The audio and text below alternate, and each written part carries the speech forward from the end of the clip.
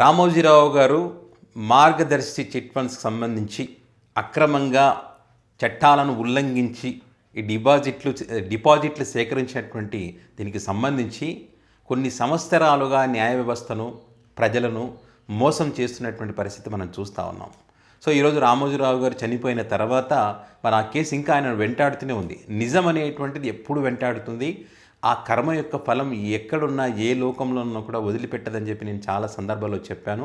ఇప్పుడు కూడా అదేవిధంగా ఈ మార్గదర్శి కేసులో రామోజీరావు గారు చనిపోయినప్పటికీ కూడా మరి ఆయన వదిలిపెట్టేటువంటి ప్రసక్తి అయితే కనిపించడం లేదు ఇప్పుడు జరుగుతున్నటువంటి పరిణామాలను బట్టి చూస్తే.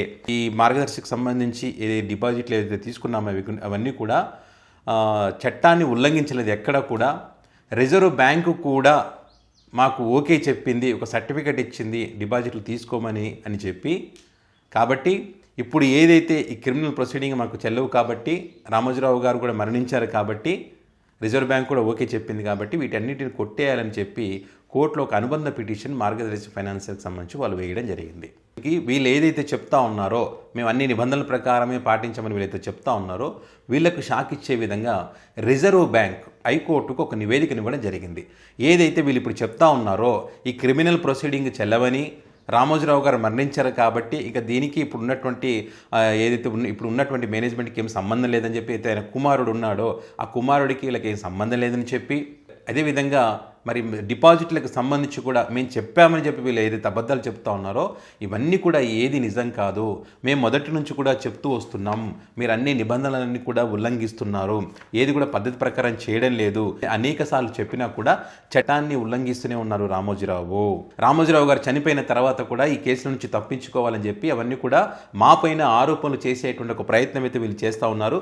తప్పించుకోవడానికి అవకాశమే లేదు. వీళ్ళన్నీ కూడా తప్పుడు ఆరోపణలు క్రిమినల్ ప్రొసీడింగ్ అనేటువంటిది కొనసాగాలని చెప్పి ఆర్బీఐ కోర్టుకి చెప్పడం జరిగింది. ఇదే కాకుండా మార్గదర్శి హెచ్యుఎఫ్ అంటే హిందూ అవిభాజ్య కుటుంబం అని చెప్పి దానికి కర్త అయినటువంటి రామోజీరావు గారు ఎవరైతున్నారో ఆయనకు గతంలోనే ఇది హెచ్యుఎఫ్ అనేటువంటిది ఆర్బీఐ చట్టంలోని 45S పరిధిలోకి వస్తుందని చెప్పి మేము అనేకసార్లు చెప్పాము. కాబట్టి మీరు తీసుకున్నటువంటి డిపాజిట్లు కానీ మీరు వివరిస్తున్నటువంటి తీరు కానీ ఇవన్నీ కూడా చట్టాన్ని ఉల్లంఘిస్తూ చేసినట్టుగానే ఉందని చెప్పి కూడా గుర్తు చేసినప్పటికీ చెప్పినప్పటికీ కూడా మరి వాళ్ళు పట్టించుకోకుండా చట్ట ఉల్లంఘన చేశారనేటువంటి అంశాన్ని కూడా మరి కోర్టు దృష్టికి ఆర్బీఐ తీసుకొచ్చింది. సో ఈ రకంగా మార్గదర్శి డిపాజిట్లకు సంబంధించి రిజర్వ్ బ్యాంకు కానీ కోర్టు కానీ వీళ్ళు ఏదైతే చెప్తా ఉన్నారో మార్గదర్శి ఫైనాన్సర్స్ ఏదైతే చెప్తా ఉన్నారో వాటితో ఏకీభవించేటువంటి అవకాశం లేనటువంటి క్రమంలో వీళ్ళు ఒక కొత్త అంశాన్ని తెరపైకి తీసుకొచ్చారు, ఒక కొత్త వాదనను తెరపైకి తీసుకొచ్చారు. ఏంటి ఆ కొత్త వాదన అంటే ఇప్పుడు వీళ్ళు తప్పు చేశారనేటువంటిది ఇక్కడ క్లియర్గా అర్థమవుతుంది. రిజర్వ్ బ్యాంక్ కూడా చెప్పేసింది ఇన్ని రోజులు వీళ్ళు మోసం చేశారని చెప్పి, క్రిమినల్ ప్రొసీడింగ్స్ ఖచ్చితంగా వీళ్ళకి వర్తిస్తాయని చెప్పినటువంటి క్రమంలో మరి తండ్రి చేసిన తప్పుకు మాకేంటి సంబంధం? అప్పుడు మార్గదర్శి హెచ్యుఎఫ్ కర్తగా రామోజీరావు గారు ఉన్నారు, ఆయన మరణించారు కదా, ఆయన చేసిన దానికి మేమెలా బాధ్యులం అవుతాం అనేటువంటి ఒక వాదనను తెరపైకి తీసుకొచ్చారు వీళ్ళు. అంటే ఇక్కడ తప్పు ఒప్పుకున్నట్టే కదా, దీని అర్థం అదే కదా, క్లియర్ కదా. అంటే ఇన్ని రోజులు ఇన్ని సంవత్సరాలుగా ప్రజలను మోసం చేస్తూ ఎవరైనా ప్రశ్నిస్తే వాళ్ళ మీద విషం చిమ్ముతూ ప్రజలను తప్పుదో పట్టించినటువంటి వీళ్ళు ఈరోజు మాత్రం తప్పు ఒప్పుకోవాల్సినటువంటి పరిస్థితి వచ్చింది. ఇప్పుడు నేను కొత్తగా కిరణ్ అనేటువంటి వ్యక్తి రామోజీరావు గారి కుమారుడు, ఆయన కుమారుడికి ఏం సంబంధం ఇది అని చెప్పి వీళ్ళు మాట్లాడుతున్నారు. కానీ రిజర్వ్ బ్యాంకు కానీ కోర్టు న్యాయస్థానం కానీ వీళ్ళ మాటలతో వీళ్ళ వాదంతో ఏకీభవించేటువంటి పరిస్థితి లేదు. రిజర్వ్ బ్యాంకు చాలా క్లియర్గా చెప్పింది వీటికి సంబంధించి చట్ట ఉల్లంఘన చేశారు కాబట్టి క్రిమినల్ ప్రొసీడింగ్స్ ఖచ్చితంగా వీళ్ళకి వర్తిస్తాయి, దాన్ని ఎదుర్కొని తీరాల్సిందని చెప్పడం జరిగింది. మరి ఇంత మోసం చేసినటువంటి వీళ్ళు ఇన్ని రోజులుగా ప్రజలను మోసం చేసినటువంటి వీళ్ళు మరి వేరే వాళ్ళకి సంబంధించి సామెత ఉంది కదా, గురువింద గింజ తన నలుపు చూసుకోదని చెప్పి, అదే రకంగా వేరే వాళ్ళకి సంబంధించి అవినీతి చేశారు, అది చేశారు, ఇది చేశారని చెప్పి విషం చుమ్ముతూ అసత్యపు ఆరోపణలు చేస్తూ అబద్ధపు వార్తలు రాసి ప్రజలు నమ్మించేటువంటి ప్రయత్నం చేశారు కదా. మరి దీని గురించి ఎందుకు రాయారు? కనీసం ఈరోజు సాక్షి పేపర్లో వచ్చింది, ఇది తప్పు అని చెప్పి ఖండించేటువంటి దమ్ము కూడా వీళ్ళకి లేదు. అంటే ఇక్కడ క్లియర్గా తప్పు చేశారనేటువంటిది అర్థమైపోతుంది. మరి నిజంగా తప్పు లేకుంటే వీళ్ళు ఖండించవచ్చు కదా, ఖండిస్తూ వార్త రాయొచ్చు కదా ఫ్రంట్ పేజీలో. ఆలోచించుకుంటారు, 2-3 రోజులు ఆలోచించి న్యాయ నిపుణులతో మాట్లాడి ఏ రకంగా దీన్ని కవర్ చేయొచ్చు అని చెప్పి ఆలోచించుకొని అప్పుడు రాస్తారు. పైగా ఈ కేసు వాదిస్తున్నది ఎవరో తెలుసా? సిద్ధార్థ్ లూత్రా. చంద్రబాబు నాయుడు గారు జైల్లో ఉన్నప్పుడు ఆయన కేసు వాదించారు కదా, ఈయన ఏ రకంగా వాదించారో మనం చూసాం. అప్పుడు రోజుకి ₹1,00,00,000 పైగా ఖర్చు పెడతారట ఈయనకు, లాయర్కు. అంత కాస్ట్ అడ్వకేట్ ఈయన.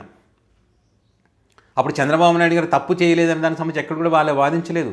ఆయన అరెస్ట్ తప్పు, గవర్నర్ పర్మిషన్ తీసుకోవాలి, ఇదే రకంగా వాదించారు కానీ తప్పు చేయలేదని చెప్పి ఈ కేసులో ఆయన ప్రమేయం లేదని చెప్పి కూడా ఎక్కడ చెప్పలేనటువంటి పరిస్థితి అప్పుడు చంద్రబాబు నాయుడు గారికి సంబంధించి. చివరికి బెయిల్ ఎట్లా వచ్చిందో తెలుసు కదా అందరికీ. ఈ కేసు ఏమైనా కొట్టేస్తే బెయిల్ వచ్చిందా? సో ఇప్పుడు కూడా అదే రకంగా రామోజీరావు గారు చనిపోయారు కాబట్టి అప్పుడు హిందూ అవిభాజ్య కుటుంబం కర్తగా ఆయన ఉన్నారు కాబట్టి ఆయనకు సంబంధం మేమేలా బాధ్యులం అవుతాం, ఆయన కుమారుడు ఎలా బాధ్యులు అవుతాడు, కాబట్టి ఇది క్రిమినల్ ప్రొసీడింగ్స్ అనేటువంటి మాకు వర్తించవు, కాబట్టి దీన్ని కొట్టేయాలని చెప్తే న్యాయస్థానం ఒప్పుకోలేదు. రిజర్వ్ బ్యాంక్ కూడా చెప్తా ఉంది ఖచ్చితంగా క్రిమినల్ ప్రొసీడింగ్ అనేటువంటి మీకు వర్తిస్తాయి, ఇవి కొట్టేయడానికి వీలు లేదని చెప్పి వాళ్ళు కూడా చెప్పారు. సో ఖచ్చితంగా కేసు ముందుకు పోతుంది. కొద్దిగా ఆలస్యమైనా సరే నిజం అనేటువంటిది ఖచ్చితంగా తెలుస్తుంది, గెలుస్తుంది కూడా. ఇప్పుడు రామోజీరావు గారు చనిపోయి ఏ లోకంలో ఉన్నా కూడా ఆయనను వెంటాడుతుంది నిజం. ఎందుకంటే వాళ్ళు రాసినటువంటి వార్తలు, వాళ్ళు వేరే వ్యక్తుల మీద చేసినటువంటి విష ప్రచారాలు ఏవి కూడా వదిలిపెట్టు. కర్మ సిద్ధాంతం ఒకటి ఉంటుంది కదా, ఎక్కడున్నా ఏ లోకంలో ఉన్నా కూడా ఆ కర్మ ఫలితం అనేటువంటిది ఖచ్చితంగా అనుభవించి తీరాల్సిందే. జగన్ గారికి సంబంధించినటువంటి కేసుల విషయంలో అసలు అప్పుడు క్యాబినెట్లో జగన్ గారికి సంబంధమే లేదు, ఆ ప్రభుత్వంలో అసలు భాగమే కాదు జగన్ గారు. సో దానికి సంబంధించి జగన్ గారి తప్పులు ఉన్నాయి, ఆర్థిక ఉగ్రవాది, తప్పు చేశాడు, క్విడ్ ప్రోకో చేశాడని చెప్పి ఈ ఆస్తులు అటాచ్ చేయించి జైల్లో పెట్టించి 16 నెలలు జైల్లో పెట్టించి ఇప్పటికీ కూడా ఆ కేసులకు సంబంధించి ఇంకా వెంటాడుతూ ఉన్నారు. బెయిల్ రద్దు చేయాలని చెప్పి ఆ కేసులను రాష్ట్రాలకు, ఆంధ్రప్రదేశ్ రాష్ట్రానికి మార్చాలని చెప్పి ఎన్ని ప్రయత్నాలు చేస్తూ ఉన్నారు. అక్కడనేమో ఈయన ప్రమేయం లేకుండా కూడా ప్రమేయం ఉందా అంటారు. ఇక్కడనేమో ఇక వీళ్ళ దగ్గరకు వచ్చేసరికి మాత్రం ఏమంటారు, వీళ్ళు తండ్రి తప్పు చేసే మాకేం సంబంధం అని చెప్పి వీళ్ళు మాట్లాడతారు. ఎట్లా ఉందో చూడండి వీళ్ళ వాదన. ఎవరైనా నిజాలు మాట్లాడితే మళ్ళీ దయ్యాలు వేదాలు వల్లిస్తున్నాయని చెప్పి వీళ్ళు కథనాలు రాస్తారు వాళ్ళ గురించి వెటకారం. ఈ రోజు కూడా రాస్తారు జగన్ గారి మాటలకు సంబంధించి దయ్యాలు వేదాలు వల్లిస్తే ఎట్లుంటుందో జగన్ గారి మాటలు ఆ రకంగా ఉంటాయని చెప్పి ఈ రోజు కూడా వాళ్ళ పత్రికలు రాశారు. మరి మీరేం వల్లిస్తున్నారు? మరి ఈ తప్పులకు సంబంధించి మీ దాంట్లో ఎందుకు రాయడం లేదు? మరి ప్రజలను మోసం చేశారు కదా, న్యాయస్థానాలు కూడా తప్పుపడతా ఉన్నాయి కదా, రిజర్వ్ బ్యాంకు కూడా మీరు మోసం చేస్తారు, అబద్ధపు ప్రచారాలు చేశారు, రిజర్వ్ బ్యాంకుని మోసం చేయడానికి ఈరోజు వీళ్ళు చెప్తా ఉంది కదా, మేము ఎక్కడ కూడా వాళ్ళకి సహకరించలేదు, ఇది తప్పు అని చెప్పినా కూడా మాపైన తప్పుడు ఆరోపణలు చేస్తున్నాం కాబట్టి ఖచ్చితంగా వీళ్ళు క్రిమినల్ ప్రొసీడింగ్స్ వీళ్ళకి వర్తిస్తాయని చెప్తా ఉంది కదా. మరి దీని గురించి ఎందుకు రాయారు మీ దాంట్లో? సో దీని గురించి ఎవడు రాయాడు?